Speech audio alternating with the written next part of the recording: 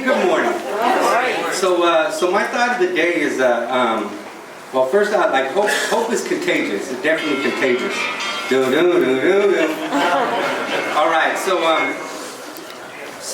recently I went to my daughter plays soccer, and she's pretty good. Every game this year, every time she would go in there, like she would score a goal.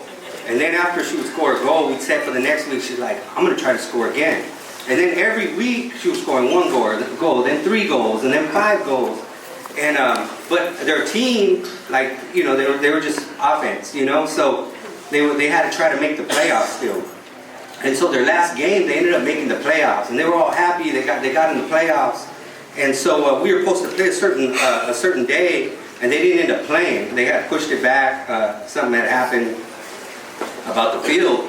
So the following week, which was last week, we went to the game to play the playoffs, and we're going over there and we show up, and all the girls are not there. They're not there. Like they're short, and then the other team they have all their players, you know, and we played them before, and I'm looking down, I'm like, man, we need our players. So I'm looking around waiting for our players. Our players are not showing up.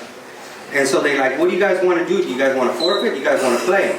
And the kids are like, no, we're going to play. But they keep looking for their teammates, but their teammates ain't showing up.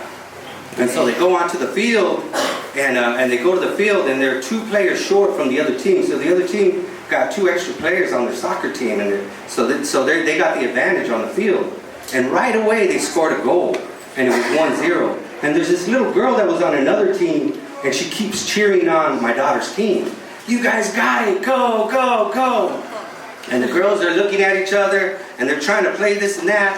And that little girl, you can hear her on the sideline. And I'm not lying, I'm frustrated, right? I'm like, where are these girls at, right? I'm trying to win here, right? But this little girl is sitting on the sideline. She keeps cheering, and it wasn't her team, right? She played earlier, and she's asking the referee, let me play with them. There are 2 players down, let me play, right? The referee said, we can't do that. And then they scored again, and it was 2-0. And this little girl saying, you're doing awesome, you guys are awesome. By the time halftime came, we were down 3-0, right? And so we're sitting there on the halftime, the girls are right there sitting there, and this little girl will not leave. She's pumping them up. You guys are good, I want to be on your team next year. And they're looking at each other, and they're like, yeah. She's like, yeah, I want to play right now. And she keeps cheering them on. And then finally she says, do you know who you guys are playing? That team is undefeated, and you're only down 3-0. And they start looking at each other like, whoa. Yeah, when we played them, we lost by a lot. You guys are playing good.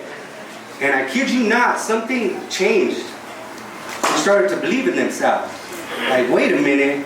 We're down 3-0 against the undefeated team, and we're 2 players down? In the second half, everything changed. These girls started hustling, running back and forth, going back and forth. They started battling. And then all of a sudden they scored 1 goal. And then after that they scored another goal. And then after that they scored another goal. They scored 3 goals and a half, and they were 2 players down. And they ended up losing the game. They came up short. But when I walked away from there, I realized it was never about the game. It was always about them.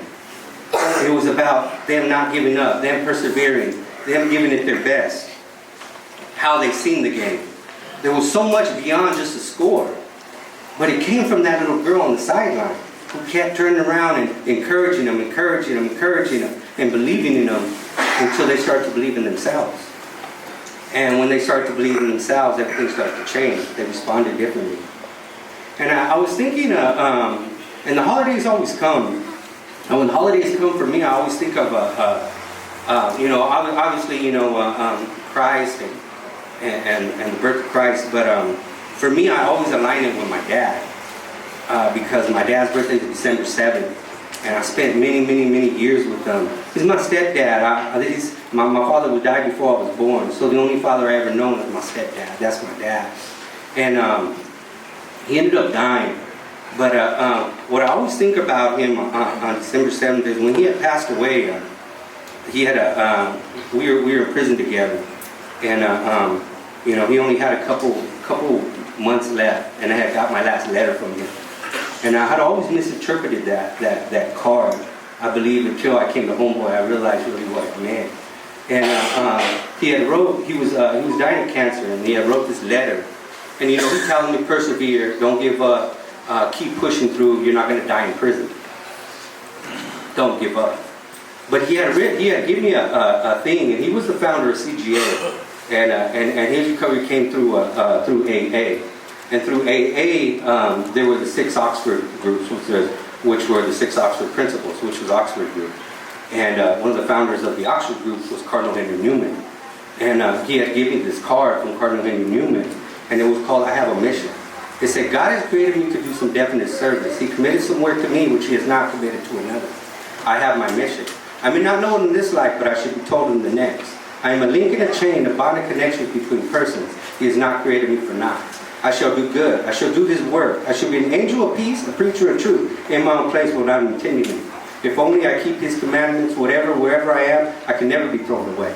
If I am in sickness, my sickness will serve him. He does nothing in vain. He knows what he's about. He may take away my friends, throw me among strangers, hide my future from him, make my spirit sink, but still he knows what he's about. Therefore I will trust in him. I have my mission. When I got that, I had always thought the mission was to make a difference in this world. What I've realized, the mission is for allowing God to make a difference in my life. And what I see is when God turns around and does something inside of us, we have that lens of that little girl. We inspire hope to other people because we have a lens of love. And when we have a lens of love, we see through that lens and we see things seem totally different than they used to be. So what I say is have a lens of love throughout these holidays and inspire others to have hope. Cool?